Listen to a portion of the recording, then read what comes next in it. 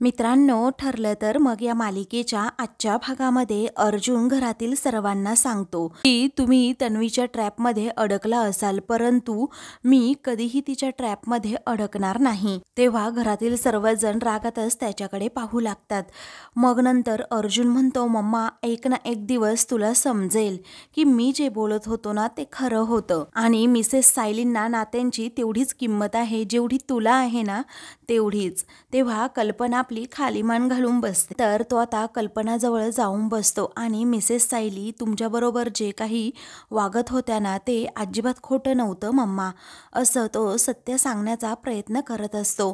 कल्पना आता काहीच बोलत नसते. त्यावेळी मात्र प्रिया म्हणते, काय रे, खोटं नव्हतं का?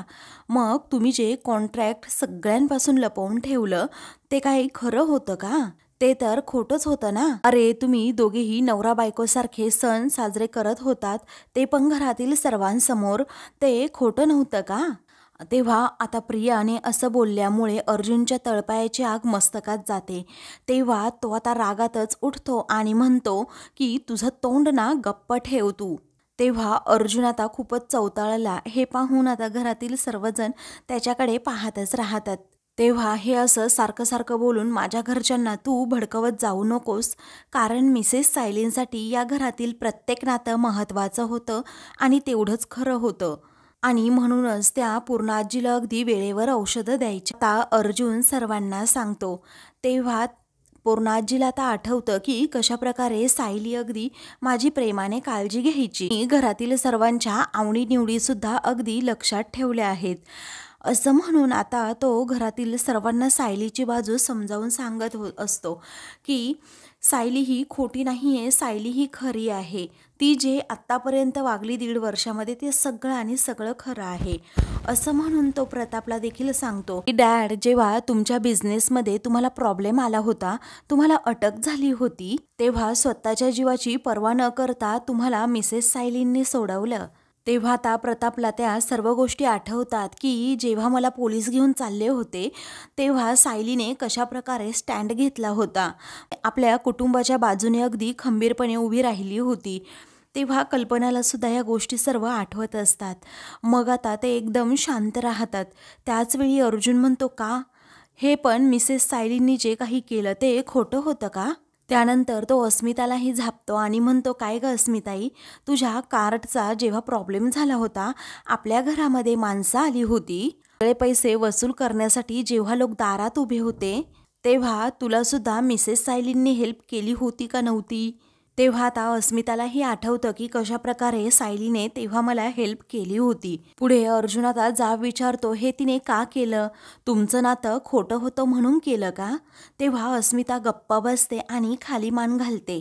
त्याचवेळी पुढे तो अश्विनला म्हणतो, काय रे अश्विन, तू तर करू नये ते करायला निघाला होतास, आठवतंय ना तुला? तेव्हा आता त्यालाही आठवतं की कशाप्रकारे मी माझा स्वतःचा जीव घ्यायला निघालो होतो. फक्त सायली वहिनीमुळे मी वाचलो आहे आणि आत्तापर्यंत असा धडधडीत घरातील सर्वांसमोर आहे. अर्जुन आता घरातील प्रत्येकाला जाब विचारतो की तिचं तुमच्यावरचं प्रेम खोटं होतं म्हणून ती हे सगळं करायची का? नाही ना, खरं होतं तिचं सगळ्यांवर प्रेम आणि म्हणूनच तिने हे अगदी तळमळीने आपल्या माणसांसाठी केलं. अर्जुनच्या डोळ्यात आता सायलीच्या आठवणीमुळे पाणी आलेलं असतं आणि तो घरातील सर्वांना सायली नक्की कशी आहे हे समजावून सांगत असतो. परंतु त्याची ही गरज नसते हे त्याला माहीत असतं, कारण सायली मुळातच चांगली आहे हे सर्वांना माहीत असतं. परंतु फक्त आणि फक्त या कॉन्ट्रॅक्ट मॅरेजमुळे सर्वांचा गैरसमज झालेला असतो आणि त्यामुळेच तो दूर करण्याचा प्रयत्न करतो. त्यानंतर तो आता एकदम शांत होतो आणि म्हणतो, मला ना आता फक्त आणि फक्त एका प्रश्नाचं उत्तर द्या, म्हणजे त्या माझ्याशी भांडून प्रतिमा आत्याला शोधायला जेव्हा तिकडे अलिबागला गेल्या, 20 वर्षानंतर प्रतिमा आत्या आणि पूर्णाजीची भेट घडली. आपल्या आईवर करावं तितकं प्रेम त्यांनी प्रतिमा आत्यावर केलं. तिला माणसात आणलं, एका लहान मुलासारखं प्रतिमा आत्याला बोलायला लावलं. हे सगळं सगळं मिसेस सायलींनी केलं. का केलं? तर तुम्हा सगळ्यांबरोबर त्यांचं नातं खोटं होतं म्हणून केलं का? असा अर्जुन आता घरातील प्रत्येकाला जाब विचारत असतो. आणि घरातील प्रत्येकजण अर्जुनच्या या बोलण्याचा मात्र आता विचार करत असतात की खरंच सायलीमुळे एवढ्या गोष्टी शक्य झाल्या आहेत. तेव्हा तो घरातील सगळ्यांकडे अगदी आशेने पाहत असतो की कुणीतरी म्हणेल की सायलीने जे काही केलं ते चांगलं केलं आणि तिच्या मनात आपल्याविषयी प्रेमाची भावना आहे, आपलेपणा आहे म्हणून केलं. परंतु यावेळी कुणी काहीही बोलत नाही. त्यामुळे आता अर्जुनला वाटतं की नाही, सध्या तर कुणी ऐकण्याच्या मनस्थितीत नाही आहे. तेव्हा तो आता म्हणतो की कसं आहे ना, पर्यंत तुम्हाला हे सायलीचं प्रेम कळत नाही ना, तोपर्यंत मी तुम्हाला सांगण्याचा प्रयत्न करणार. सायली खोटी नव्हती हे सिद्ध करून दाखवणारच, असं अर्जुन आता म्हणतो. खरं तर त्याला आता सगळ्यांचीच खूप कीव येत असते की कसं कुणाला समजत नाही की सायली कशा आहेत ते. मग आता तो लगेच तेथून जातो. घरातील सगळेजण त्याच्याकडे पाहतच राहतात. त्यानंतर त्या पाठोपाठ चैतन्य देखील जातो. घरातील सर्वजण आता त्याच्याकडे पाहतच राहतात. प्रियाला मात्र खूप राग आलेला असतो. प्रिया आता अर्जुनकडे रागातच पाहते. दुसरीकडे आता मधुभाऊंना खूपच ताप आलेला असतो. त्यावेळी सायली आणि त्याचबरोबर कुसुम ही मधुभाऊंना आता फोर्स करू लागतात की प्लीज मधुभाऊ, तुम्ही एकदा तरी डॉक्टरकडे चला. परंतु आता मधुभाऊ ऐकायला तयारच नसतात. ते म्हणतात की तुम्ही तिकडे आतमध्ये जाऊन बसा, मी डॉक्टरांकडे येणार नाही म्हटल्यावर नाही येणार. सायली म्हणते ऐका माझं मधुभाऊ, तुम्ही असं दुखणं अंगावर काढू नका. का हट्टीपणा करताय तुम्ही कळतच नाही. त्यावेळी मधुभाऊ म्हणतात हट्टीपणा मी नाही, तुम्ही दोघीही करता आहात. आता अर्जुन तेथे आलेला असतो आणि त्याला समजतं की मधुभाऊंचं दुखतंय. मग आता तो दाराच्या आडून सगळं काही पाहत असतो आणि त्या दोघींचंही बोलणं ऐकत असतो. तर मधुभाऊ म्हणतात हे पहा, तुम्ही डॉक्टरांचा नाद सोडा, मी काही येणार नाहीये. तेव्हा कुसुम म्हणते मधुभाऊ ऐका ना, अहो मी तुमच्यासाठी मऊ खिचडी बनवते, मग ती खा की तुम्ही. तरीही मधुभाऊ नकोच म्हणतात.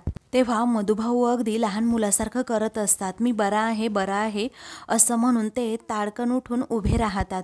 तेव्हा सायली म्हणते असं उभे नका राहू, तुम्ही आराम करा जरा. तेवढ्यातच अर्जुन आता धावत आतमध्ये येतो आणि सावकाश सावकाश असं मधुभाऊंना तेथे बसवत म्हणतो. त्यावेळी आता अर्जुन आलाय हे पाहताच सायली त्याच्याकडे पाहतच राहते आणि मग अर्जुन देखील तिच्याकडे पाहत असतो. दोघेही एकमेकांकडे पाहून अगदी गालात हसतात. ते दोघेही एकमेकांकडे खूप प्रेमाने पाहत असतात. मधुभाऊ आता त्या दोघांकडेही पाहतात आणि त्यांना राग येतो. मग सायली खूपच छान लाजते आणि पटकन कुसुमच्या पाठीमागे जाऊन लपते. त्याचवेळी अर्जुन हा मधुभाऊंना म्हणतो काय आहे हे मधुभाऊ, या दोघीही तुम्हाला काळजीपोटी म्हणतायत ना की डॉक्टरकडे चला, मग तुम्ही एवढा हट्टीपणा का करताय. त्यानंतर तो विचारतो एक्झॅक्टली यांना नक्की काय झालंय. कुसुम म्हणते यांना ना ताप आलाय आणि खूप डोकंसुद्धा दुखतंय. तेव्हा मधुभाऊ आता खूप जोरात कुसुमवर ओरडतात की कुणाला सांगायची काही गरज नाही. तेव्हा अर्जुन आता मधुभाऊंच्या डोक्याला हात लावतो आणि म्हणतो अरे बापरे, खूप गरम आहे तुमचं अंग खरंच. मग रागातच मधुभाऊ विचारतात काय रे, तुला ही काही शाळा वाटली का, हे रोजच्या रोज तू हजेरी लावायला येतोस. तेव्हा अर्जुन आता मधुभाऊंच्या तेथे खाली बसतो आणि म्हणतो I am good student Madhubhau, म्हणूनच मी रोज इथे येतो. असं अर्जुन आता मधुभाऊंना जेव्हा म्हणतो आणि सायलीकडे पाहतो तेव्हा सायली अजूनच लाजते. त्यानंतर तो आता अगदी मधुभाऊंची गंमतच करू लागतो आणि म्हणतो काही असतात ना असे स्टुडंट, असं म्हणून तो त्यांच्याकडे हात करतो आणि ते टीचरचे ऐकतच नाही. टीचर म्हणजे आता कुसुम आणि त्याचबरोबर सायली. तो आता मधुभाऊंना म्हणतो तेव्हा मधुभाऊ आता रागातच सायली आणि कुसुमकडे पाहू लागतात.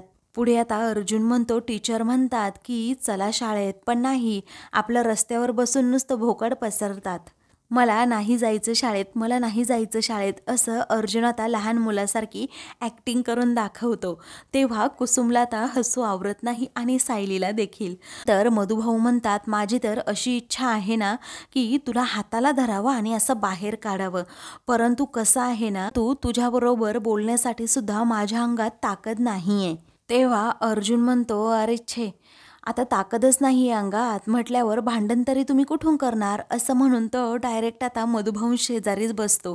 तेव्हा मधुभाऊ खूपच जोरात त्याच्यावर ओरडतात आणि त्यांना म्हणतो तुमच्या अंगात आता ताकदच नाही आहे, तर मग आपल्याला भांडायला तरी कशी मजा येईल मधुभाऊ. आपण आता एक काम करूयात, आपण ना अशी टाईम प्लीज घेऊयात असं म्हणून तो आता सायलीकडे पाहतो. तर कुसुमला आता आश्चर्य वाटतं की अर्जुन चक्क मधुभाऊंबरोबर आता पंगा घ्यायला लागलाय, म्हणून ती त्याच्याकडे पाहून हसत असते. त्यानंतर आता अर्जुन म्हणतो, तुम्ही जास्त आडेवेडे घेऊ नका मधुभाऊ, गुपचूप तुम्ही डॉक्टरांकडे जा. तेव्हा मधुभाऊ म्हणतात की आता मी नाही याच्याकडे बघेनच हा, असं म्हणून तो सायलीला म्हणतो आणि कुसुमलाही म्हणतो की याला अगोदर घराबाहेर काढा. तेव्हा कुसुम आता अर्जुनच्या पाठीमागे धावते आणि म्हणते, निघा बरं आता तुम्ही. तेव्हा आता अर्जुन बाहेर गेल्यानंतर लगेच हसतच त्याला इशारा करते की तुम्ही जा आता. मग अर्जुन आता गेला हे पाहताच मधुभाऊ मोकळा श्वास घेतात. त्यावेळी अर्जुन आता खिडकीत जाऊन बसतो आणि म्हणतो, मधुभाऊ. तेव्हा मधुभाऊ आता अजूनच चिडतात. सायली मात्र डोक्यालाच हात लावते. तेव्हा अर्जुन म्हणतो की काय मधुभाऊ, हट्टीपणा नका ना करू प्लीज, मी किती चांगला स्टुडंट आहे बघा बरं. मी लगेच या मॅडमची आज्ञा पाळली आणि लगेच इकडे बाहेर आलो, हो की नाही. तसं तुम्हीही जा की डॉक्टरकडे आता. मधुभाऊ आता रागातच म्हणतात, ये निघ ना बाबा, तुला किती वेळा सांगू की जा इथून म्हणून. मग अर्जुन म्हणतो, हो मी जातोय आता मधुभाऊ. सॉरी जातोय नाही येतो असं म्हणावं, कारण माझ्या बायकोने मला एवढं शिकवलंय की जातो नाही तर येतो असं म्हणावं. तेव्हा तुझ्या बायकोच्या असं म्हणून मधुभाऊ त्याच्या अंगावर आता तो पेलाच फेकून मारतात, परंतु त्याला तो लागत नाही. तर अर्जुन पटकन खिडकीतून उडी टाकतो आणि तेथून धूम ठोकतो. त्यावेळी आता सायली मधुभाऊंना समजावू लागते आणि खिडकीतून डोकावून पाहते तर अर्जुन गेलेला असतो आणि म्हणूनच आता सायली मोकळा श्वास घेते. दुसरीकडे आता पूर्णाजी, प्रिया आणि त्याचबरोबर कल्पना या हॉलमध्ये बसलेल्या असतात. एवढ्यातच एक कुरिअरवाला तेथे येतो. त्याने मिठाईचा बॉक्स त्याचबरोबर एक चिठ्ठी सुद्धा पाठवलेली असते. तेव्हा काय ग कल्पना, कोण आलं होतं असं पूर्णाजी विचारतात. त्याच वेळी आता कल्पना म्हणते, मिठाईचा बॉक्स आणि कुणीतरी चिठ्ठी पाठवली आहे. तेव्हा आम्हाला वाचून दाखव ना, बघू ना कोणी चिठ्ठी पाठवली आहे असं आता प्रिया म्हणते. मग आता कल्पना वाचू लागते. कल्पना आता ती चिठ्ठी वाचू लागते की अर्जुन सुभेदार, तुम्ही मधुकर पाटील यांना बेलवर सोडवलं तेव्हा माझ्या घरी असेच पेढे पाठवले होते आणि आता आज तुमच्यासाठी माझ्याकडनं हे खास पेढे. माझ्या लेकीचा वात्सल्य मर्डर केसशी संबंध नाही हे आमच्या वकिलाने आता सिद्ध केलंय. तुम्ही तुमचं तोंड गोड करा आणि आता तरी त्या खुनी मधुकर पाटलांची साथ देणं सोडा, नाहीतर तुमचं तोंड पुन्हा कडू व्हायला वेळ लागणार नाही. तुमचाच महिपत शिखरे असं आता त्या पत्रामध्ये लिहिलेलं असतं. हे ऐकताच आता पूर्णाजींना धक्का बसतो. तर कल्पना ही खूपच घाबरते तर प्रिया मात्र गालातच हसते. त्याचवेळी प्रिया मनात विचार करते की बापरे, महिपतने ना आता सिक्सर मारलाय, आता मला सेंचुरी मारायलाच हवी. पुढे कल्पना विचारते की काय आहे हे सगळं. मग आता रागातच प्रिया म्हणते, अर्जुनने त्या सायलीच्या नादी लागून आमच्या आश्रमाची केस घेतली खरी, परंतु आता किती हे महागात पडतंय. त्याचवेळी पूर्णाजी म्हणतात, या गुंड लोकांचा संबंध त्या केसमुळेच यायला लागलाय, नाहीतर अर्जुनची दुसरी केस कधीच अशी घरापर्यंत आली नाही. मग प्रिया आता म्हणते, पण ही केस कुणामुळे एवढी त्रास देतीये ते कळतंय ना पूर्णाजी तुला. एरवी तर आम्हाला ती छळत होती, परंतु इथे आल्यानंतर तुम्हाला सुद्धा तिने किती त्रास दिलाय. तेव्हा कल्पना म्हणते, तिला मी आपल्या घरात येऊ दिलं ना, हीच माझी खरंच खूप मोठी चूक झाली आणि ती आता आपल्याला भोगावी लागतीये. तर पूर्णाजी म्हणतात, आपला मुलगा सुद्धा चुकलाय ग आणि त्याचीच शिक्षा आपण भोगतोय आणि त्यामुळेच अशी चिठ्ठी पाठवण्याची एका गुंडाची हिंमत इथे झाली आहे. त्याचवेळी प्रिया म्हणते, बापरे हे किती डेंजरस आहे.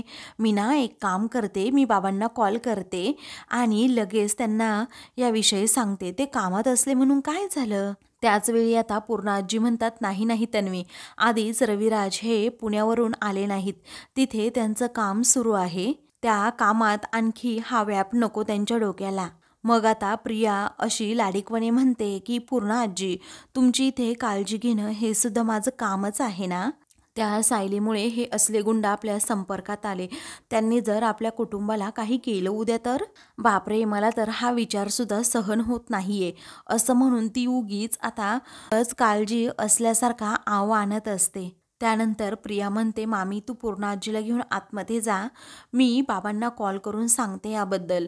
मग आता जे काही करशील ना ते शांत डोक्याने कर तन्वी, असं आता कल्पना म्हणते. त्याचवेळी प्रिया म्हणते, कसं आहे ना मामी हे बघ, अगं सायलीने जी काही चूक केली मी तुला त्या चुकीची शिक्षा भोगू देणार नाहीये. आता यापुढे कोणत्याही ऐऱ्या-गैऱ्याचं पत्र आपल्या घरात येणार नाही, हे काम माझ्याकडे असेल. त्यानंतर आता पूर्ण आजी आणि कल्पना या दोघीही आतमध्ये जातात. तर प्रिया आता बाहेर येते आणि साक्षीला कॉल करून सांगते की अगं साक्षी ऐक ना, तू खूप छान काम केलं आहेस. पेढे पाठवून ती चिठ्ठी पाठवून इकडे सुभेदार खरंच खूप घाबरलेत आणि हे सगळे प्रकरण ना मी सायलीच्या माथी सुद्धा मारलंय. मग पुढे आता साक्षी म्हणते, अगं खुनाच्या रात्री मी कुठे होते हे प्रूव्ह केलंय, त्याचा सायलीशी काय संबंध. तेव्हा प्रिया म्हणते, नसेलही संबंध परंतु केसची तर आहे ना, आणि तशीही मी सायलीची इमेज या घरातली डिस्ट्रॉय करतेय आणि त्यात ते पेढे आले ना, मग मलाही असं वाटतंय की मी 50 पावलं पुढे गेली आहे. त्याच वेळी आता साक्षी म्हणते, अर्जुनला मिरची झोंबावी ना यासाठी अण्णांनी ते पेढे पाठवले आहेत. मग पुढे आता प्रिया म्हणते, आता सगळं काही आपल्या आयुष्यात ना चांगलं होणार आहे साक्षी, कारण आता बघ कोर्टाने तुला क्लिअरन्स दिला, त्याचबरोबर आता माझाही अर्जुन बरोबर लग्न होण्याचा मार्ग हळूहळू क्लिअर होतोय. त्यावेळी साक्षी म्हणते, गुड, पण आम्हाला लग्नाला बोलव. मी लग्नाला येईल की नाही माहीत नाही, कारण फायनली माझं रिझॉर्टचं स्वप्न आता पूर्ण होतंय. आता मी निर्दोष आहे असं म्हटल्यानंतर पुढचे सगळे गेट आपोआपच माझ्यासाठी खुलतील. त्यानंतर आता ऑल द बेस्ट असं म्हणून आता प्रिया ही फोन ठेवते.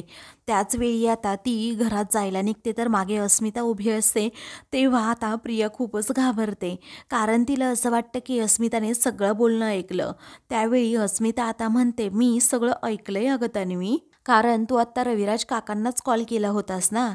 तेव्हा प्रियाच्या जीवात जीव येतो. मग आता ती म्हणते, हो मी त्यांनाच कॉल केला होता. अस्मिता म्हणते की खरंच तू आमच्या कुटुंबासाठी खूप काही करतेस. मग आता पुढे अस्मिता म्हणते, मम्मा ना सायलीवर खूप चिडलीये, कारण त्या पेढे प्रकरणाबद्दल मला सगळं काही सांगितलंय मम्माने. त्यावेळी प्रिया म्हणते, हे साहजिक आहे ना ग, असे गुंड वगैरे कुणीतरी आपल्या घरात पेढे पाठवतायत म्हटल्यानंतर चिडणार नाही का मम्मा. मग कल्पना मावशी.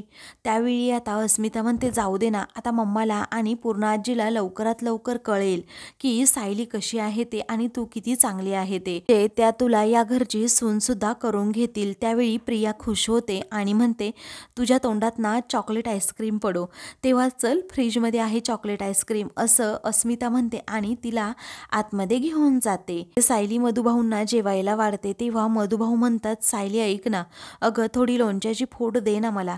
तेव्हा सायली म्हणते, नाही मधुभाऊ, हां म्हणजे तुमचं एवढं दुखतंय आणि तरीही तुम्हाला लोणचं हवंय, अहो तापात कधी लोणचं खातात का. मधुभाऊ म्हणतात, अगं भाताबरोबर थोडं लोणचं असेल ना तर बरं वाटतं. तेव्हा कुसुम म्हणते, वा हो वा मधुभाऊ, जर सायलीला असा ताप आला असता तर तिने जर लोणचं मागितलं असतं तर एक रट्टा दिला असता.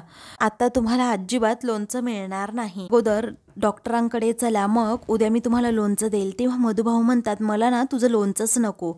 तेव्हा कुसुम म्हणते, का हट्ट करताय. तच आता अर्जुनचा खूप मोठ्याने आवाज येतो की free medical camp, free medical camp. चला वयस्कर आजी आजोबा यांनी पटकन बाहेर या, कारण इथे जनता चाळीमध्ये फ्री मेडिकल कॅम्प भरला आहे. त्याचवेळी कुसुम त्याचबरोबर सायली आणि मधुभाऊ हे पटकन बाहेर येतात. तर सायली अर्जुनकडे पाहतच राहते आणि त्याच्याकडे पाहून आता हसते. मग आता इथे हट्टी पेशंट खूप आहेत, त्यांनी सुद्धा इथे पटकन ट्रीटमेंट घेण्यासाठी यावं. अर्जुन आता अनाऊन्स करत असतो. तेथे डॉक्टर सुद्धा असतात, त्याचबरोबर नर्स आणि वॉर्डबॉय सुद्धा असतात. ज्यांचा काही प्रॉब्लेम असतो ते लगेच आता डॉक्टरांकडे तेथे जातात आणि म्हणतात की माझं खूप पोट दुखतंय. तेव्हा अर्जुन म्हणतो, इथे पहा फ्री मेडिकल कॅम्प आहे, तुमचा काही हेल्थ इश्यू असेल तर पटकन तुम्ही लवकरात लवकर डॉक्टरांना दाखवा, डॉक्टर प्रधान तुमच्यावर उपचार करतील, पनवेलमधील सर्वात फेमस डॉक्टर आहेत हे. असं म्हणून आता अर्जुन हा मधुभाऊंकडे पाहत राहतो. तेव्हा मधुभाऊ आता खूप चिडलेले असतात. सायली आणि कुसुम मात्र आता गालातच हसतात, कारण अर्जुन ज्या प्रकारे मधुभाऊंची काळजी घेतोय ते पाहून त्यांना आनंद झालेला असतो. अर्जुन पुढे अनाऊन्स करतो की 7 वर्षाची लहान मुलं आणि 70 वर्षाची लहान मुलं यांमध्ये काहीच फरक नाहीये, कारण ते तसाच हट्टीपणा करतायत, असं म्हणून तो मधुभाऊंना टोमणा मारत असतो. तेव्हा मधुभाऊ आता रागातच त्याच्याकडे पाहतात. पुढे आता ज्यांना काय काय होत असतं ते त्यांचे प्रॉब्लेम्स घेऊन अर्जुनकडे येतात. अर्जुन म्हणतो की तुम्ही काय करा ना, मुलांचं ऐका जरा. जर तुमच्या मुलासुनांचं तुम्ही ऐकलं नाही तर असेच आजारी पडणार. त्यामुळे आता डॉक्टर प्रधान तुमच्यावर उपचार करतील, परंतु जरा 70 वर्षाच्या लहान मुलांनी ना आपल्या मुलांचं ऐकावं, असं म्हणून तो मधुभाऊंकडे पाहतो. तेव्हा मधुभाऊ आता कुसुमला म्हणतात की सगळ्या जगासमोर तमाशा कसा करायचा ना हे फक्त याच्याकडून शिकावं. आता स्वतःची जाऊ द्या, परंतु दुसऱ्याची ही अब्रू हा वेशीवर टांगतोय.